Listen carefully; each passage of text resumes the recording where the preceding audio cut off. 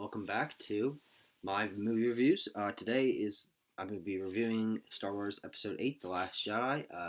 I saw this today with my family, and I've seen it once before this with one of my friends. And I didn't take a notepad into the theater, so I don't have a physical notes, but I tried to write down what I could on my phone as soon as I got out. So, I have always been a huge Star Wars fan. I watched them all as a kid. I never really separated it as like prequels and sequels. I never uh, saw the prequels as bad. Honestly, I hear everyone does think that now, but I honestly I love two. I like one. Three is probably the worst in the series in my opinion. But I loved Force Awakens. Watched that again last week, and um, today we watched Episode 8 for a second time, and it is amazing. Or it's amazing. It's even better a second time. It's not one of my favorites, but I think it's a very, very, very good movie. Um, so, quick plot summary for you those who don't know.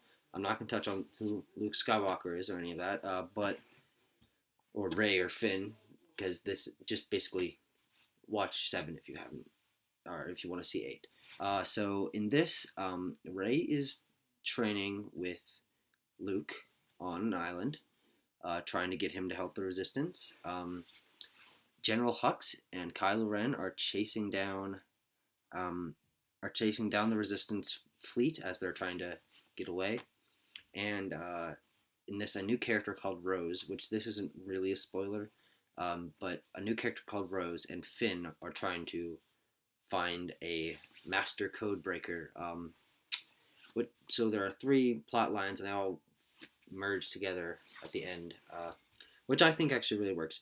So the first, um, the first thing about this is, unlike the rest of the Star Wars movies, this isn't really chapter based. It's not like in 4 when it was or on the Rebel ship, then Tatooine, then the Cantina, and then they went on the Falcon, and it's like sectioned out because everything happening at the exact same time. It's not, or like the plots are all taking place at the same time, so it flows a little bit better, and it's not as sectioned, which I actually liked. It was just different.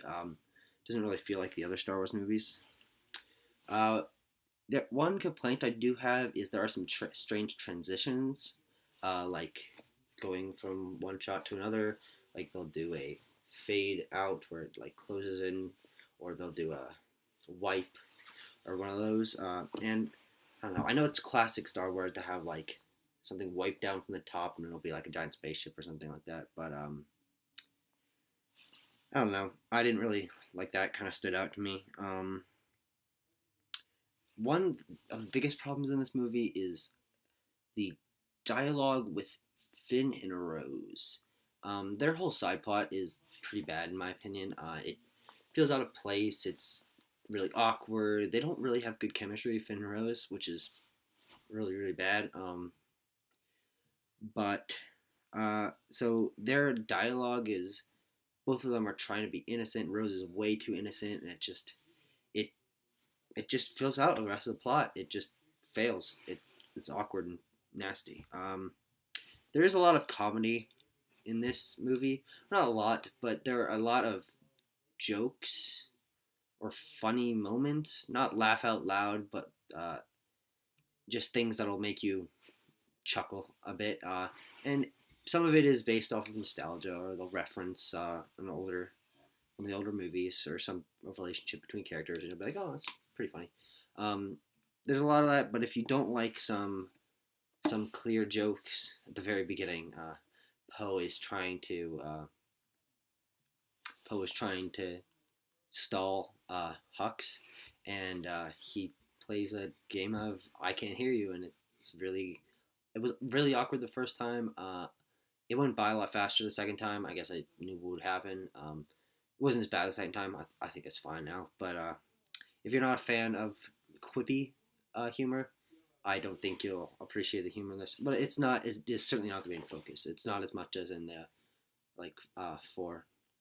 Um, Rose is pretty lame. Honestly, she doesn't really have a character arc. Her sister dies, and that makes her become a hero. I she's really not that interesting.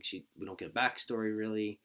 She has like a yin yang thing that keeps her together with her sister, but that's not really touched on. Um, for other characters, Finn was one of my favorites in Force Awakens, but he doesn't really do anything in this. He does stuff, but he doesn't really have a character arc. It's the same as last time. He wants to run away, but then he fights and he becomes stronger. It's pretty lame. Finn, no, not that great in this. Poe is everywhere in this movie, and it's great because Poe is such an interesting character. Or he's just this cocky pilot who's guns blazing, and it it's it works in the Star Wars universe. What else? There's a lot of really really colorful, well choreographed fight scenes. Some of the best in the series, in my opinion. Most of those are spoilers though, so I'm not gonna say what they were, but just if you like fight scenes, you will like the ones in this movie. Uh, there's a lot of good color in Last Jedi. The poster, instead of having Star Wars written in yellow, it was written in red, and I always thought that was really interesting because it's the first time they've ever changed the color like that. I wonder if it's gonna be blue or something next time. Uh, I will be back if it's blue. I will be back and I will reference myself. Um, but the red actually does come in a lot. There's a good stark contrast between the browns, blues, and greens of Luke's island, and then the sharp black, red, and white of the First Order. And I really, really, really like that. Everything pops. There's amazing lighting too. The planet with the white and the red dust is one of my favorites in Star Wars, honestly. There are a few plot holes. This is not really a spoiler because it doesn't. Well, okay, so General Leia does not die, even though Carrie Fisher died. So that's a thing for me. She should have died, honestly.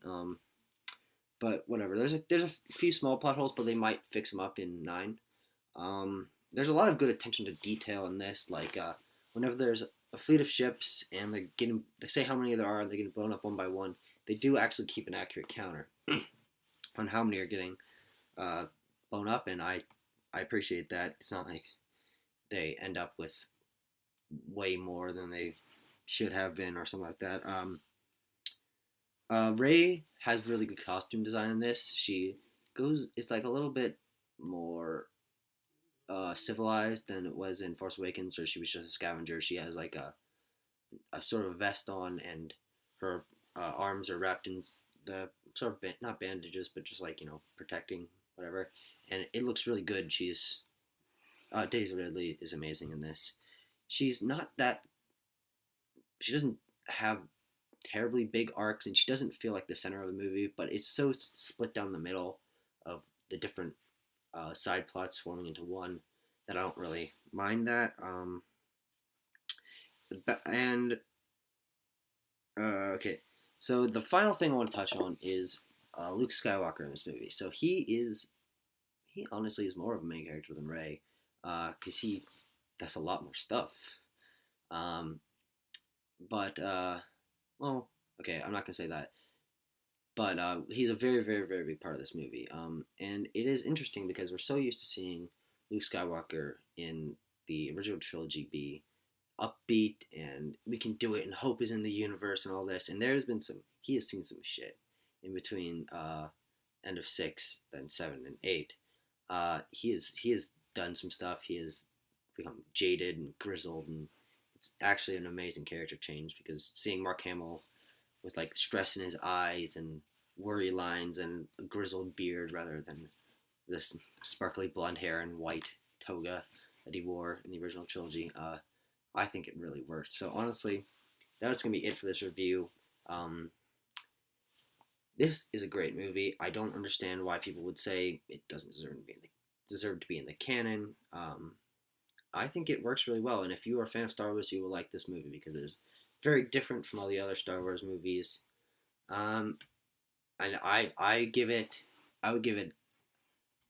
an 8.6 out of 10. So I realized last time I did not give a score for Caligari. I think I would give it 9.3. So there you go. If you watch this, you know what how I rated Caligari. But I hope you guys enjoyed the review of The Last Jedi. Go out and see it if you haven't, and leave some comments for suggestions for the channel. And or if you have a movie you want me to watch, leave that in there too. I'll see you guys next time. Bye.